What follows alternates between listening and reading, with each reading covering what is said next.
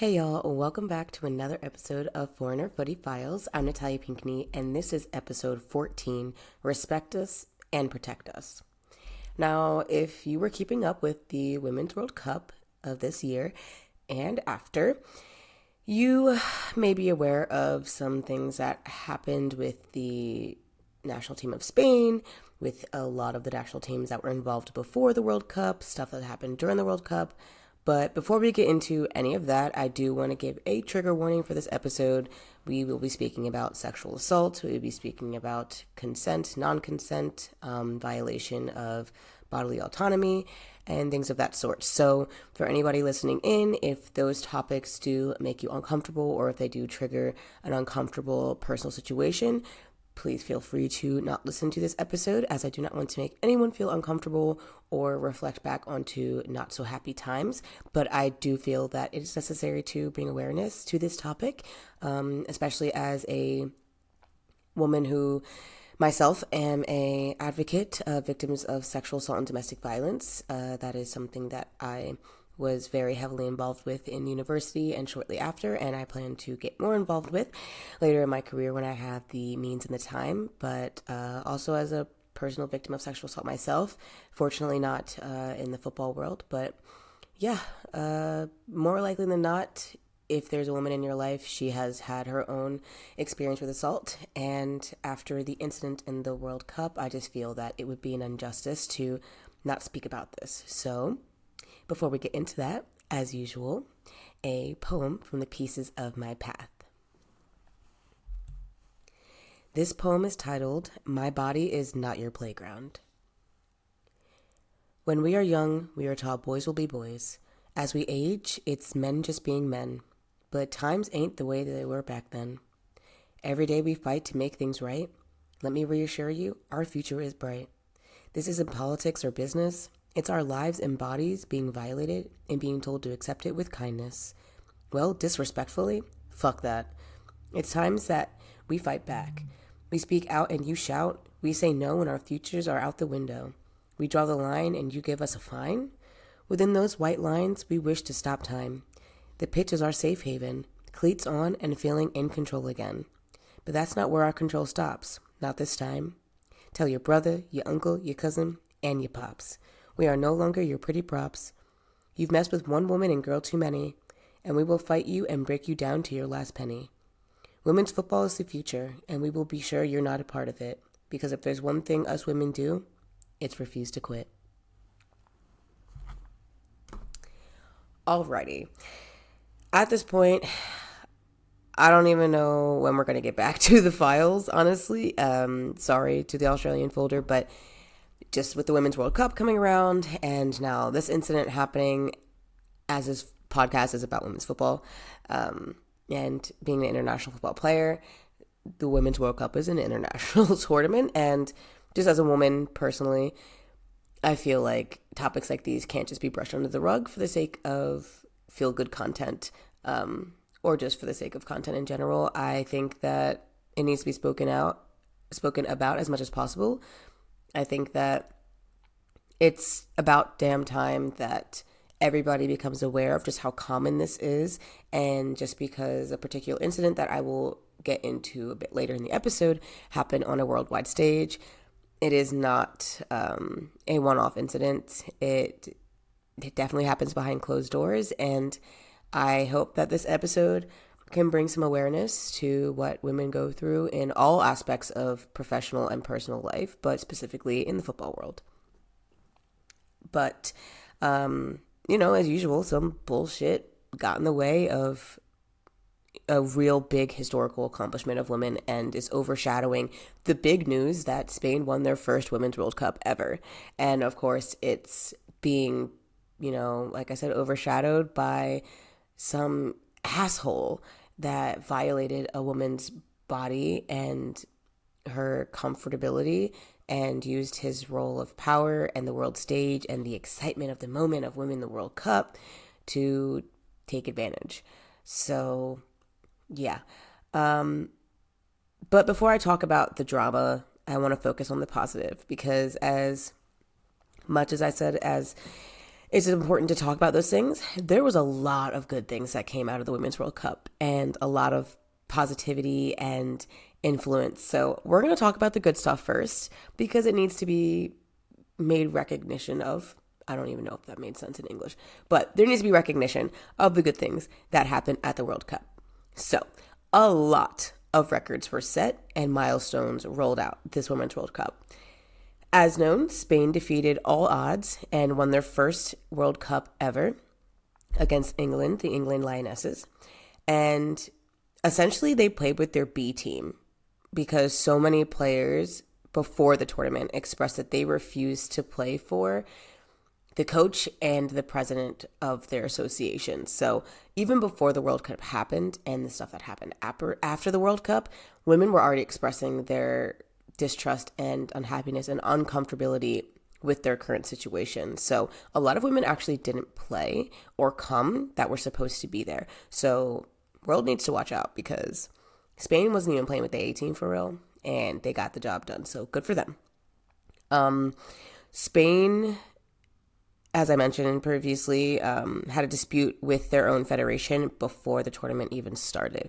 So having to come into the tournament on rocky roads with the federation that's supposed to be financially supporting you, with a president and federation that didn't even vocally support them in general, along with England as well. I'm pretty sure that UEFA, the representatives of UEFA, a lot of them come from Spain and England, and they didn't even show up to the finals.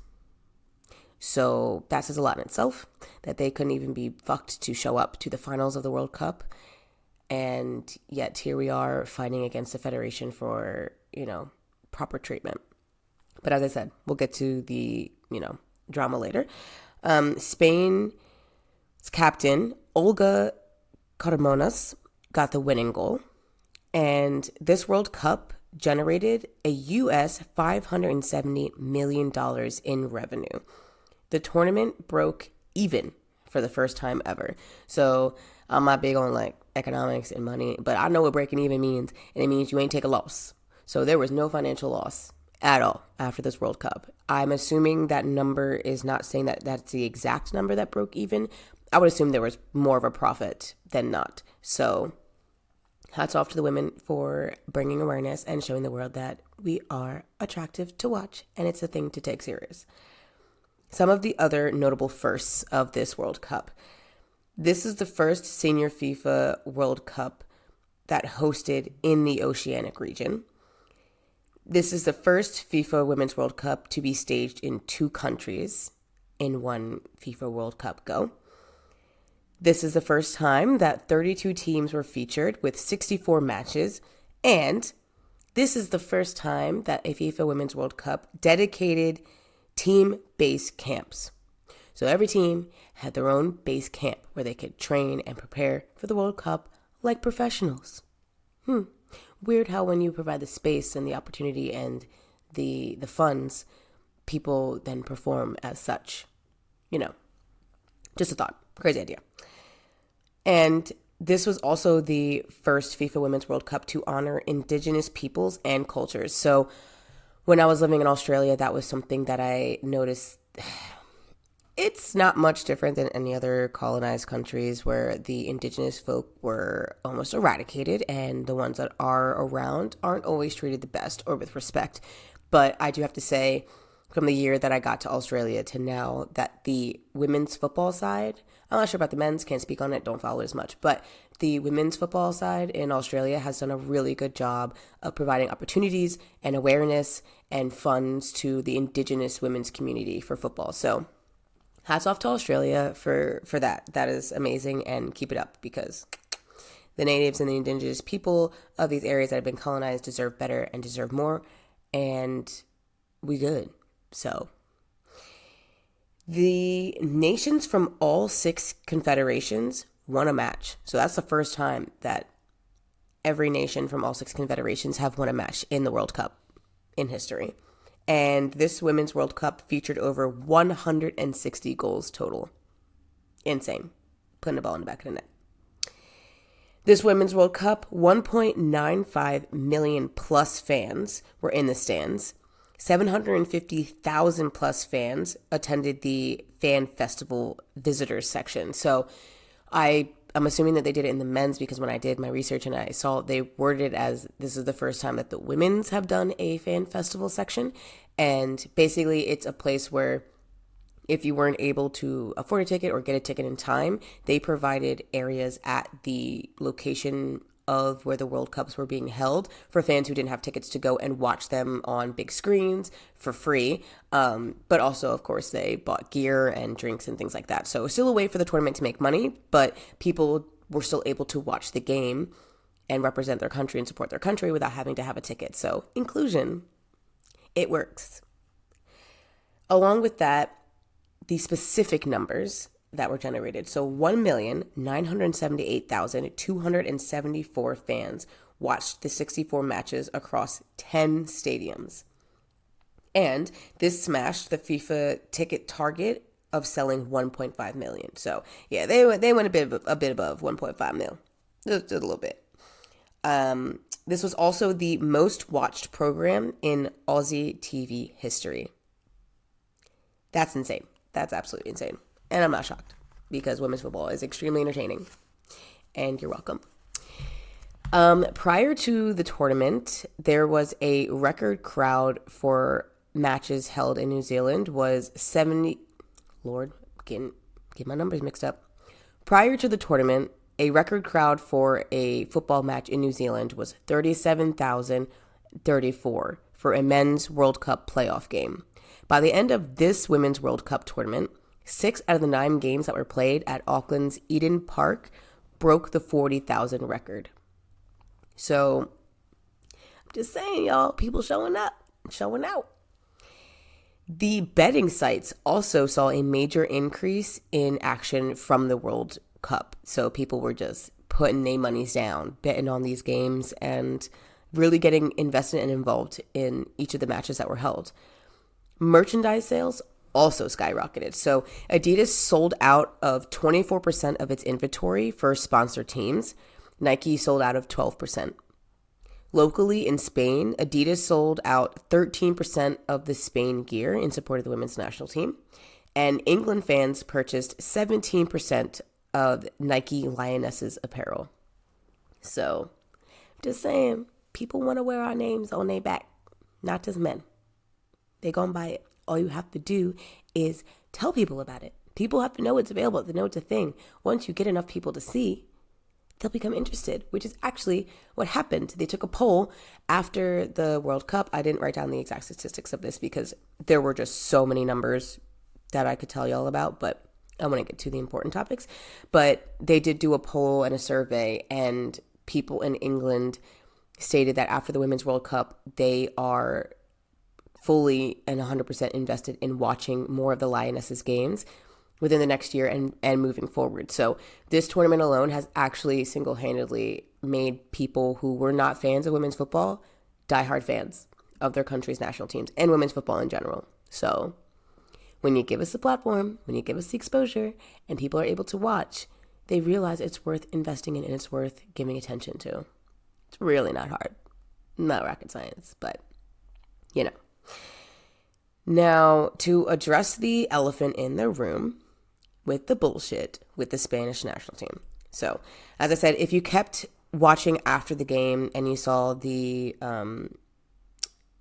award ceremony with the trophy and the medals, you saw the Spanish Football Federation president, Luis Rubiales, kiss Jenny Hermoso on the mouth, right on the lips, without consent.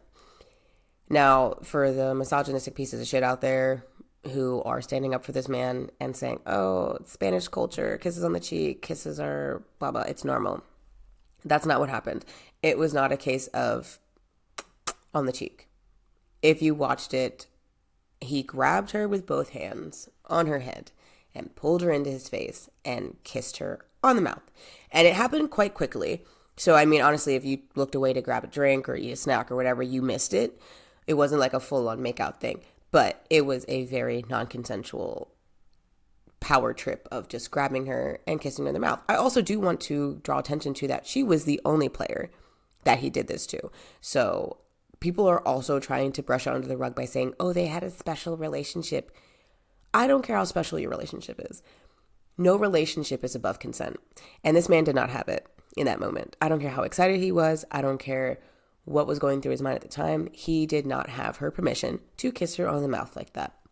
Point blank. The kiss sparked a lot of outrage and made a lot of viewers uncomfortable. I did see a couple videos of people putting the captions like, did anyone else feel uncomfortable with this entire thing? Because as each woman went across the stage, he hugged them. He picked some of those girls up off their feet, hugging them, swinging them a little bit, kissing them on the cheek. It was a lot of affection from a presidential position in a football federation. I know that culturally, as I said, kissing on the cheek is a lot more normal, but that doesn't take away from the fact that when the men's team won, I believe it was 2010, they got handshakes, they got dapped up, they were not being held and grabbed and kissed and hugged. And, you know, if you go and keep it a buck and say it's a cultural thing, why aren't you doing it with the men? Culture is not abstained from gender. If y'all do kisses on the cheek, everybody get kisses on the cheek.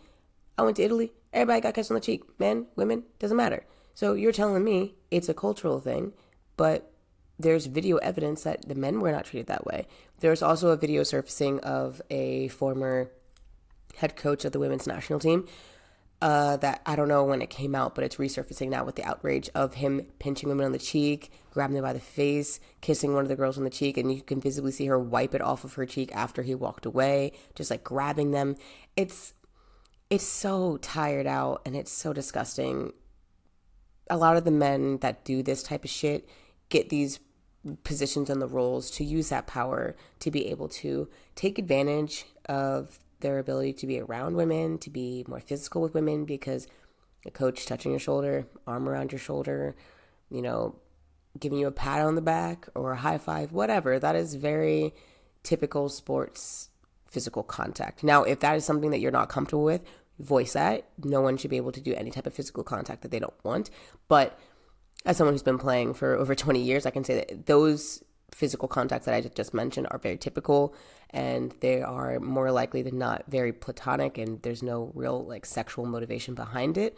Not to say that there isn't. There's probably some men who pat you on the back and that can get them all the way home.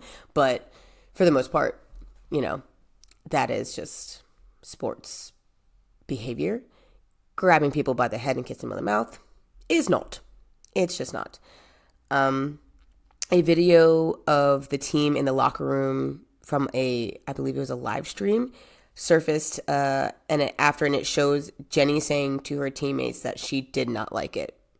And I do not speak Spanish fluently, but I saw from a translated caption that it said, "Ew, I didn't like it." Now, typically, I don't say I don't like something if I consented to it and wanted it to happen.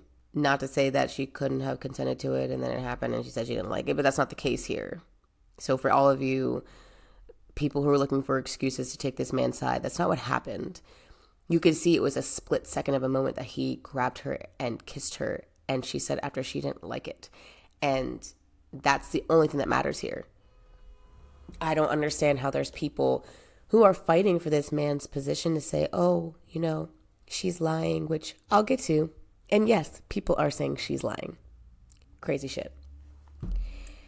Since the kiss, FIFA has made a statement condemning the action and condemning Lewis and have suspended him. I'm not sure for how long. I believe indefinitely. That's typically the standard of where they go right away after an incident happens. But UEFA has yet to make a statement or take action against him. Here's the kicker. The Spanish Football Federation has actually put out a statement saying that they are going to take legal action against Jenny, not the president, Jenny, saying that she's lying about it all and that it was completely consensual and that it's a part of their culture and kisses on the cheek are normal. And so she's absolutely lying and that no one should believe any of her words or statements because she is basically producing defamation against the president.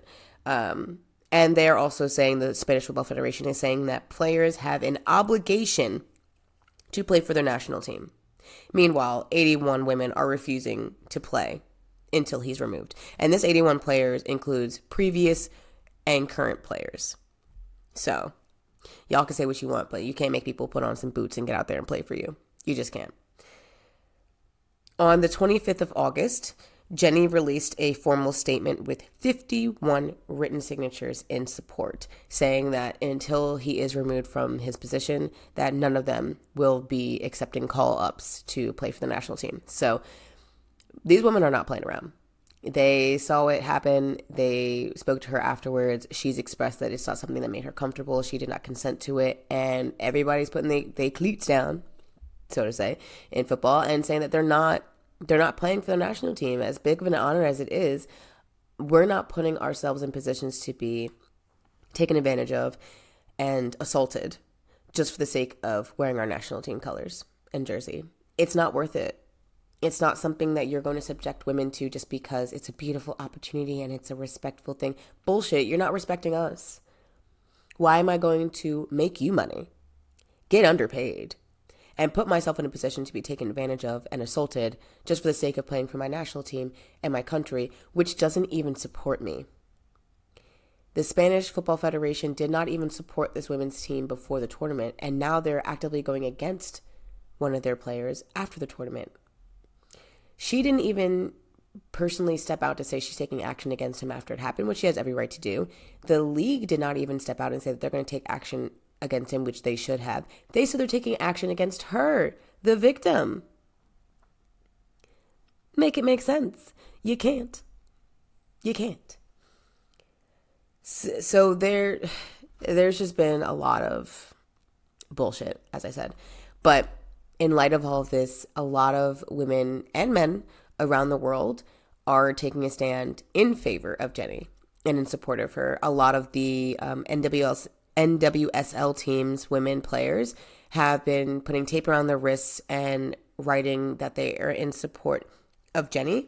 And it's beautiful to see that women are using their influence and the ever-growing public stage that women's football is getting to condemn these actions and to hold people accountable. And it's not something that's going to be done in secret anymore. I mean, we solved this problem with the U.S. women's national gymnastics team. There was women on women on women and girls coming out, speaking out against the team doctor about sexually assaulting them, physically abusing them, using his power position as the doctor of a sports team to hurt women. And we're not doing that again. We're not doing that. It's 2023. This shit is old. It's not acceptable. It's not professional. No one should feel unsafe. And people are stepping up and speaking up about it. Sevilla FC's men's team wore shirts with Se Acabo. I don't know if I said that right. I hope I did. In support of Jenny. The Cadiz players, the men's team's players, had a banner. These men had a full team banner with Todos Somos Jenny in support of her as well. Now, I don't think I pronounced Cadiz properly. It's C-A with an asterisk D-I-Z. That's the men's team that had the banner.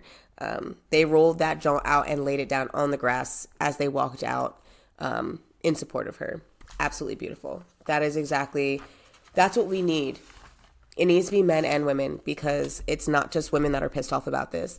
And more men's teams need to make it apparent that they also are not going to support men that act this way. It's not appropriate, and we're not doing it. I believe the San Diego women's national team, San Diego women's professional team in America, in California, the head coach put out a statement basically saying, like, this is not okay. Everyone who saw it knew that it was inappropriate, and it's about time that something changes. So you've got people from all over the world in sports, in football, stepping up and saying, we're not having it. It's not going to keep happening. And the fact that this happened on national television with witnesses, and those within power are still playing victim and condemning the actual victim while supporting this man, just makes my skin crawl, because this is exactly why we say women don't speak up about abuse and their situations because this happened on national live television, and you still have men in power trying to tell her she's a liar and that it didn't happen and that it was consensual and that she wanted it. How can you watch that and hear her say those words and still decide she's lying? This is why people don't speak up. Because how am I supposed to feel confident that I'm going to be taken care of, that someone's going to support me and believe me when there is full-blown evidence, undisputable evidence, and people are still trying to tell her she's a liar? It's insane. I mean, just imagine what happens behind closed doors.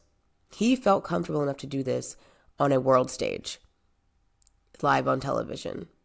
Imagine what he's done behind doors to women in general, not even just the team, just women in his life. You know, it really makes you think, and it makes me a little sick to my stomach. And this is a problem women face everywhere in all professions. And it's tired, it's old, it's time for a change. Predators will always be predators. Abusers will always be abusers. The difference that needs to be made is the people that have power, that have the ability to do something about it, taking that power away from these people. Because he has no business having a presidential position. The head coach has refused to resign. The entire staff has resigned from the Spanish women's national team, except for the head coach. And I don't even think he should have the grace to be able to resign. He needs to be fired. Because initially, after it happened, this man clapped and supported him. Now, all of a sudden, there's so much outrage and backlash. Now he's condemning the behavior. It's a little too late, sir. You're full of shit. He needs to be fired. And the whole entire Spanish Football Federation needs to be reevaluated. People need to be fired as well, and positions need to be given to women. I'm sorry. There is just way too much evidence that men do not have women's best intentions in mind. They just don't care. They don't care about us. Some of them do, but not enough. And the ones that do don't have enough power to make a change. And when there's women in power, there's usually a man above them that keep their power at low level. It's a complete societal systemic issue. And it's showing up more and more on world stages. And it's just showing you how bold these assholes are. That they're able to do this stuff with full-blown evidence and still have the gall to defend it and play like they're the ones being attacked. It's time for a change, and it needs to become apparent that power does not equal consent. Just because you are someone's boss, you are someone's advisor, their coach, whatever, you do not just get consent because you have a role above someone else. It's not how that works. And as I said, I am an advocate of women's victims of sexual assault and domestic violence. And this type of topic really hits home for me because I know several women who have been subjected to advances from coaches or the favoritism from the coach for sexual reasons behind it. And in the moment when it comes to your career and wanting to move up and advancing, sometimes you really don't see it, especially when you are working your ass off. And you do know that you deserve to get the playing time or the exposure or that contract. You know you deserve it. So when you're getting it, sometimes you don't think deeper about, is this genuine or is there an ulterior motive to this? What's happening here? And I think I've only had 1, 2, really trying to think, maybe 3 maximum women's coaches in my entire career. That's including since I was 5 years old. This is a male-dominated industry, not just in professional level, all over the place. There's not a lot of women's coaches, especially at high levels. And that's a problem. And it's not to say that men can't coach women, but as I said, it's a societal systemic issue where men are men, boys are boys, whatever bullshit you want to put on it. Abuse is abuse. Power hungry is power hungry. And you have a lot of men putting themselves in these positions because they feel powerful over women. And a lot of them couldn't make it in their own careers, so they become coaches and they take out their own shortcomings on us. And not to say that women can't be abusers as well, because I do not want that to be a takeaway from this at all. Women can also be abusers. It's just as possible and a lot more common than you think. But it would be ignorant to say that women coaching women wouldn't be more beneficial in terms of understanding where we're coming from, knowing the common struggle, better representation, knowing how to speak for us, knowing how to speak to us, speak about us. It's an issue that we can try and put a Band-Aid on it, but ultimately there needs to be a complete system clean out and rebuild. There are too many people in powerful positions in women's football all over the world, clearly, nationally, and something's got to change because now women's football is getting the attention it deserves. You heard the stats early in the episode. People are waking up. They're paying attention. They're giving their money and their time to women's football. You're not going to get away with the same shit. You're just not. People know what's right and people know what's wrong, and people are going to keep paying attention and listening to what we have to say. People are supporting Jenny. They're going to continue to support Jenny. I support Jenny. I stand with you, Jenny. I hate to see a beautiful historical moment like winning the Women's World Cup be overshadowed by your abuse. I hate that.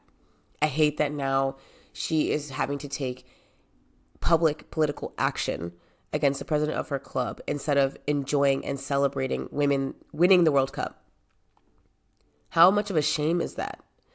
That these women are having to focus on advocacy and activism for a teammate, for a woman, instead of realizing how big of a deal it is that they just broke history.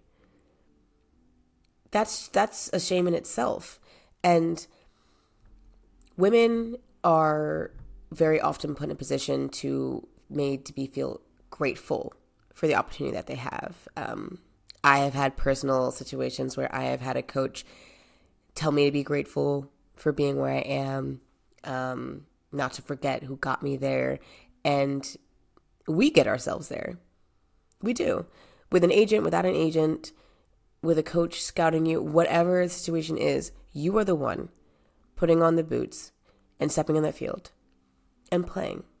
You're getting yourself there. We are getting ourselves in these positions. We are the women. We are no one's arm candy. We're no one's prop. We're no one's property.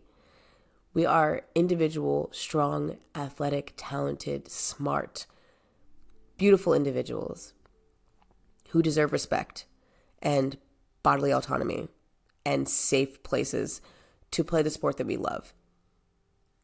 We typically are talking about equal pay and equal opportunity and exposure. And as important as those things are, because yes, we do still deserve those, it's also a situation where it's like, damn, we can't even get paid right and we're being abused. This is some shit. You had these women coming into this tournament already up in arms with a squabble that kept some women from even going. I mean, imagine being so distraught and uncomfortable with your current parties in power of your national team that you refuse to go to the World Cup. Y'all have been playing since I was 5. If the U.S. national team calls me up to play for them, World Cup or not, just calls me up to play, do you know how disgusted I'd have to be with the organization to turn that down?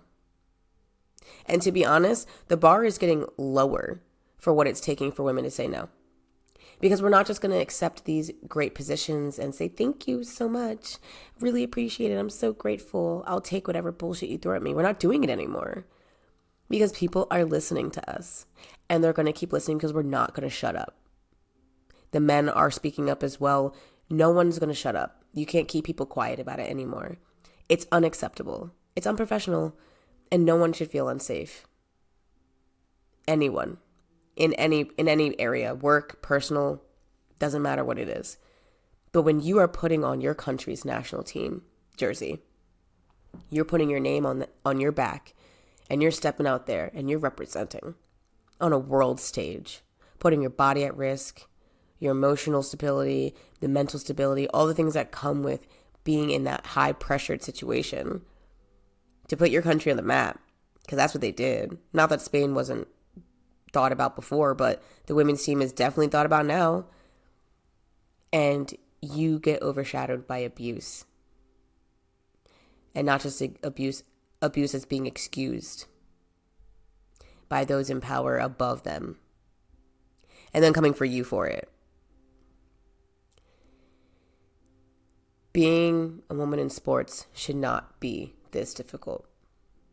And it's long overdue that steps are taken where we can feel that we are being supported and we're safe and that we are getting what we deserve. And as I said in the poem, women know how to keep fighting. We're going to keep going, and more people are stepping up behind it. It's becoming a big deal right now, this Spain situation. And unfortunately, Jenny is not the first, and she will not be the last. But I promise you, it's not going to go down how it used to go down. It's not behind closed doors. It's not being swept under the rug. You're not going to try and threaten people to keep them quiet. You going to threaten this young woman for stepping up for herself and saying that she didn't want the kiss? It's crazy because all they had to do was condemn the action and fire him. He's a grown-ass man. He came out and publicly apologized for it. He knows that it was wrong. He says he was overtaken with the moment, blah, blah, blah, whatever. So you standing 10 toes down saying that you're going to take legal action against the woman when this man has come out in a public statement saying that he shouldn't have done it. So which one is it? Do y'all support him or was he wrong? Because typically when the person comes out and says that they're wrong, for you as an organization to step up and say, no. What he's saying is he's sorry, but really she should say sorry because she wanted it. It's crazy that they don't see how crazy it is that they're doing this shit. And there have been so many women taken advantage of trying to just make it to the top of their career. It's saddening. And I'm sure if you break it down, the amount of agents that are taking advantage and exposing young women to abuse for the sake of getting them contracts, the amount of childhood coaches that are taking advantage to promising them to a great future in football.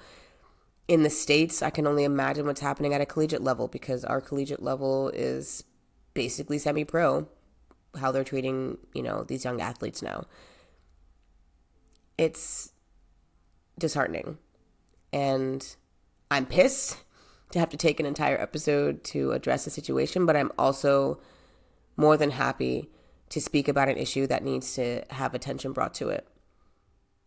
Advocacy for victims of sexual assault and domestic violence will always be a topic on this podcast. I will always support women in need. Jenny is so brave for standing up for herself and standing up for other women and making a public statement that, no, we're not going to do it. We're not going to play for you. We don't care how honorable it's supposed to be. We're not doing it. No one is going to subject themselves to abuse. I have been in positions where I have been put in some uncomfortable situations. I have been verbally scolded and abused by coaches. And you do have that initial fear of like, oh shit, don't want to lose playing time. I don't want to lose my position. I don't want to lose my contract. I don't want to have to go without a team. Like those things run through your mind, especially as a foreigner overseas. You don't want to go back to where you started. You don't want to start over. You don't want to have to scramble for a new beginning. But to be honest, I would rather have a new beginning than subject myself to abuse ever again. And as I get older and as I get stronger and as I have more support and as more women and people are coming out about these situations and these actions are becoming more condemned, I'm so much more confident to be able to throw the middle finger up to those people and say, throw all the threats at me that you want. I will leave. Because my safety and my support and my happiness is above all else. I'm not going to perform well anyway if I am walking on eggshells trying to make sure that I don't speak out against your bullshit actions to make sure that I don't lose playing time or I don't lose my position or my contract. That's insane. Why are women having to go through this just to play ball? Just to do what we love to do. And I hope that moving forward, I hope that this situation with Jenny makes a huge wave of change. Huge wave. Because I can tell you right now, she's not going to be the last one to step up to speak about it. Not. There's been so much protesting and speaking out this World Cup. Women's teams are sick of the shit. And most of the shit is because of men. We're sick of men's shit. Put it plainly. Yes, not all men, we know. But most of y'all suck. Especially in the federations, especially in the high positions. Women are being subjected to improper working environments, pay, quality of everything. It's too much, and it's we're not doing it anymore. So now it's time for I wish I knew that. So I wish I knew the legal power I had as a player. One thing that I discovered was specifically after I played in Israel that apparently the Israeli Association has an entire legal system in place for players. Like, I, as a player, even though I'm not Israeli, can go to the federation and say, I require a lawyer to take legal action against someone in the league from a treatment that I had while I was playing there. Boom. Beautiful. That's exactly how it should be. There needs to be a level of legal power in every league, in every association provided to players, giving them the power to fight back against illegal and improper treatment. The players need representation. Screw these coaches. They can coach anywhere. Go coach somewhere else. Being selected for a team is hard. Outbeating hundreds and thousands of people for a position on a team in a certain level in a certain country is hard and exhausting. Go coach somewhere else. You want to act like that? Find somewhere that's going to let you act like that. But associations need to step up and start weeding out these pieces of shit and say, we are not going to have coaches represent us in our league, in our teams, treating women like this, treating people like this. So I wish I knew that legal power, and I wish I knew more about other leagues. And I'm going to do more research, especially here in Germany while I'm still playing here, because unfortunately, we need to have that representation. And yeah, I wish I knew that that was a more common thing. Now on to trust me on this one. Like I said, trust me when I say Jenny wasn't the first and she won't be the last. But we are done playing nice about this. Trust me on this one, we are done playing nice. People are going to speak out. They're going to keep saying his name. They're going to tear it through the mud. Federations can keep defending these abusers all they want. It will not stand. We are going to win these fights because we're tired of it. We have so many other things that we're fighting up against. We don't need to fight against this too. It's tiresome. And trust me when I say, ain't nothing like a woman scorned. And you've scorned a lot of us. Okay? So, trust me. We coming for that ass. It's no more. Okay? It's a no more. And yeah, so that's it for this episode.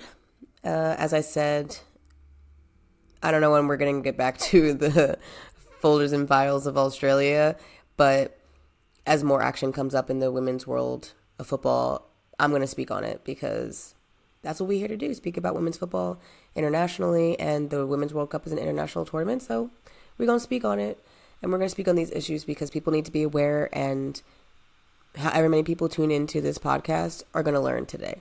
Y'all going to learn something listening to me. And yeah, I appreciate everybody who takes the time to tune in and listen to the podcast. You know what to do. Like, rate, review. Hit me in the DMs with any questions, comments, or thoughts. You can send those to the Foreigner Footy Files email, which is foreignerfootyfiles@gmail.com. You can follow on the Instagram page, the public Instagram page for the podcast, which is Foreigner Footy Files, for any updates. I am going to start tweaking up the posts a little bit. I was getting a bit bored of the files folder picture. It looks bland up there. So look for a little bit of remixes on the post on the Foreigner Footy Files Instagram page. You can request to follow me on my personal page and Pinky. Hit a follow on the TikTok page. I'm going to post another video this week. Yeah. Check back in 2 weeks and let's kick it together. Bye, y'all.